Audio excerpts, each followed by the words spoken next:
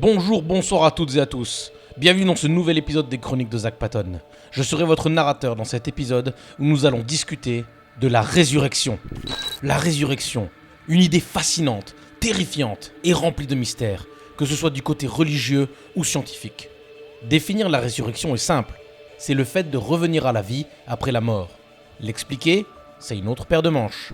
Le concept de résurrection peut être tracé jusqu'à des temps reculés dans d'anciennes religions non abrahamiques du Moyen-Orient. On peut noter par exemple certains écrits égyptiens ou cananites faisant allusion à des dieux qui meurent et se relèvent. James Fraser, qui a écrit le séminal The Golden Bough, utilise ce procédé en exemple en citant des personnages clés comme Osiris, Tammuz, Adonis, Dionysus et Jésus. La résurrection était prépondérante dans la religion grecque ancienne. Asclépius, tué par Zeus, sera ressuscité et transformé en dieu. Achille sera ressuscité par sa mère Thétis. Et ce ne sont que quelques exemples parsemés dans une culture qui prêche l'immortalité des êtres dits divins. Et oui, la résurrection est liée intimement à l'immortalité. L'une peut découler de l'autre et vice-versa. Mais cette application religieuse relève du cas par cas et nous n'allons pas nous attarder trop longtemps sur ce genre de détails. La question de la résurrection dans la religion est assez floue et pour ainsi dire complexe. Dans l'islam, on parle d'un jour de résurrection ou Qiyamah. Dans le judaïsme, on parle de vie après la mort dans un plan physique séparé d'une autre. Dans le christianisme, bien évidemment, il y a Jésus. Mais on parle également d'une résurrection universelle qui ramènerait à la vie tous ou presque tous ceux morts par le passé, amenant une nouvelle ère dans le monde. Mais passons outre la religion et attardons-nous plutôt au côté scientifique de la chose. Connaissez-vous la cryogénisation ou cryonie ? C'est un procédé qui consiste à conserver un corps à très basse température, moins 196 degrés Celsius, dans l'espoir de le ramener à la vie plus tard lors de futures avancées technologiques. Ce concept permet de lier la résurrection à l'immortalité d'une manière plutôt incongrue. La cryonie a pour but de préserver la vie et l'information.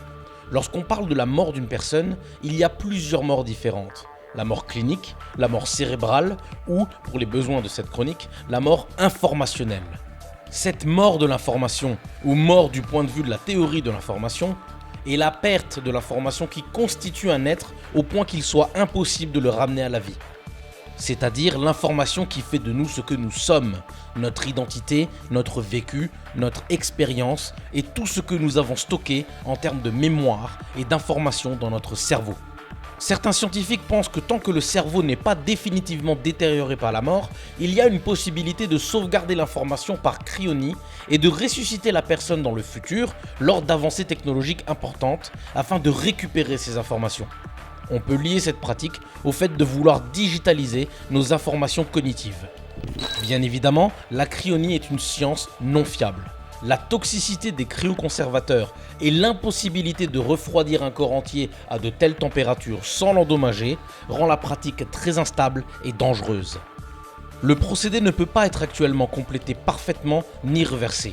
Et ceci est normal, car le but est d'atteindre un point dans le futur où la technologie nous permettra de réussir cette entreprise de manière constante. Notez tout de même qu'actuellement, il y a environ 250 corps cryogénisés aux États-Unis et plus de 1500 personnes ont pris des dispositions pour être cryogénisées à leur mort. Et le premier homme à avoir été cryogénisé est le Dr James Bedford en 1967. S'il devait se faire réveiller aujourd'hui, il aurait de sacrées surprises. Le cosmiste russe Nikolai Fyodorovitch Fyodorov spécule sur l'idée d'image radiale et de contrôle uniforme des molécules et atomes du monde pour créer une résurrection génétique. Le physicien américain Frank J. Tipler a supposé dans son livre Les physiques de l'immortalité, sorti en 1994, que la résurrection ultime de l'humanité aura lieu à la fin du cosmos, juste avant le Big Crunch, les transformant en robots pour ainsi transformer l'univers en un gigantesque super-ordinateur, créant ainsi un cyberespace pouvant recréer les anciens humains dans un méta-univers informatique.